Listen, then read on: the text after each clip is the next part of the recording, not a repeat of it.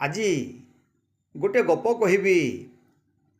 ମଣିଷର ସାଥୀ ବାଉଁଶ ବାଡ଼ି। ବୁଢ଼ା ବେଳେ କେମିତି ବାଉଁଶ ବାଡ଼ି ସେ ମଣିଷକୁ ସହଯୋଗ କରେ ସେ ବିଷୟରେ କହିବି। ତେଣୁକରି ଦୁଇଜଣ ଧ୍ୟାନ ଦେଇକରି ଶୁଣ।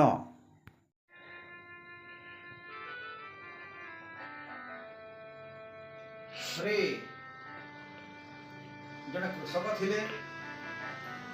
କୃଷକର ପୁଅଟିଏ ଥିଲା।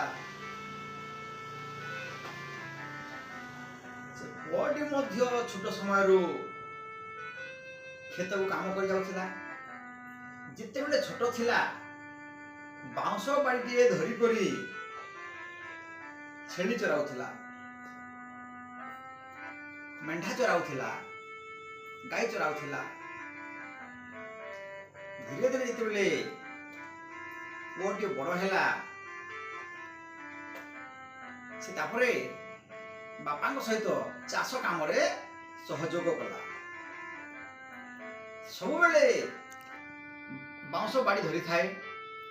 ସେ ବାଡ଼ି ସାହାଯ୍ୟରେ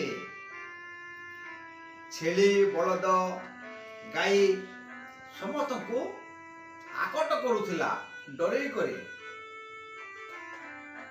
ସେ ବାଡ଼ି ସାହାଯ୍ୟରେ ଗଛରେ ଥିବା କାଠିକୁ ମଧ୍ୟ ଭାଙ୍ଗି କରି ଦାନ୍ତ ଘଷୁଥିଲା। ଏଇଭଳି ଭାବରେ ବାଡ଼ି ତାର ଅତି ପ୍ରିୟ ହେଇଥିଲା। ବାଡ଼ିକୁ ସୁନ୍ଦର ଭାବରେ ସଜେଇ କରି ରଖୁଥିଲା। ଧୀରେ ଧୀରେ ତାର ବୟସ ବଢ଼ି ଚାଲିଲା। ତାର ମଧ୍ୟ ଧୀରେ ଧୀରେ ବାହା ହେଲା ପରେ ପୁଅ ଝିଅ ହେଲେ। ସେ ବାପା ବନିଗଲା। ବୟସ ବଢ଼ି ଚାଲିଲା। ଧୀରେ ଧୀରେ ଦୁର୍ବଳ ହେଇଗଲା।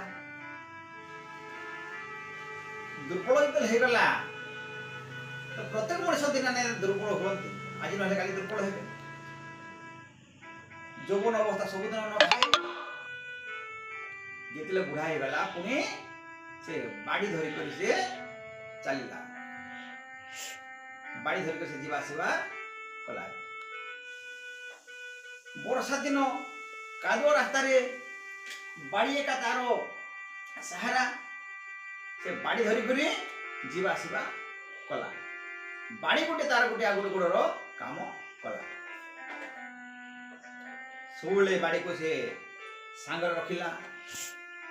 ଧୀରେ ଧୀରେ ତାର ଅଣ୍ଟା ମଧ୍ୟ ଦୁର୍ବଳ ହେଇଗଲା। ଅଣ୍ଟା ଦୁର୍ବଳ ହେବାରୁ ଆଉ ଭଲ ଭାବରେ ଚାଲିପାରିଲା ନାହିଁ। 80 ବର୍ଷ ହେଇଗଲା।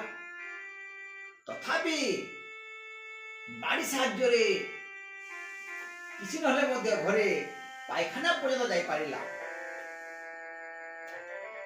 ଆଉ ଘରର କାହାକୁ ମଧ୍ୟ ଆଉ ହଇରାଣ ହରକତ କଲା ନାହିଁ। ଏହାପରେ ପୁଅ ବୋହୂ ମଧ୍ୟ ତାକୁ ଆଉ ପଚାରିଲେ ନାହିଁ। କାହିଁକି ନା ପୁଅ ବୋହୂ ତ ଭଲ ଶିକ୍ଷା ପାଇନଥିଲେ। ତେଣୁକରି କେହି ମଧ୍ୟ ତାକୁ ପଚାରିଲେ ନାହିଁ। ବୁଢ଼ା କଣ କରିବ?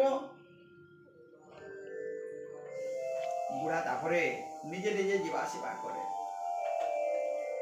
ଶେଷରେ ବୁଢ଼ା କଣ କଲା?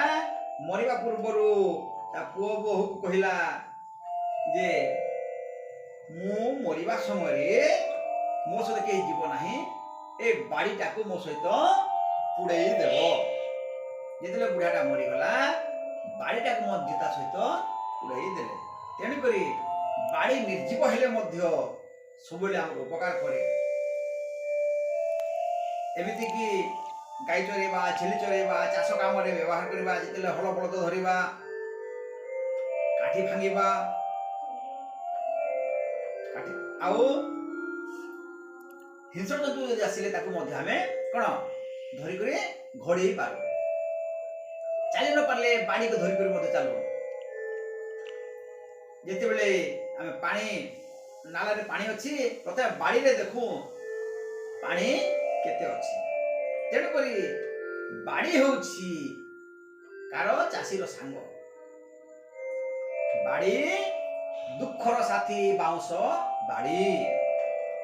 ଆଉ ଦିନ ଆଉ ଗୋଟେ ଗପ କହିବି।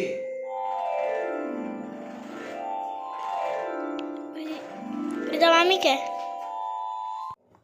ସଜୀବ ଭଳି ଆମକୁ ସାହାଯ୍ୟ କରିଥାଏ। ତେଣୁକରି ଆମେ ବାଉଁଶ ବାଡ଼ିକୁ ସବୁବେଳେ ସାଙ୍ଗରେ ରଖିବା।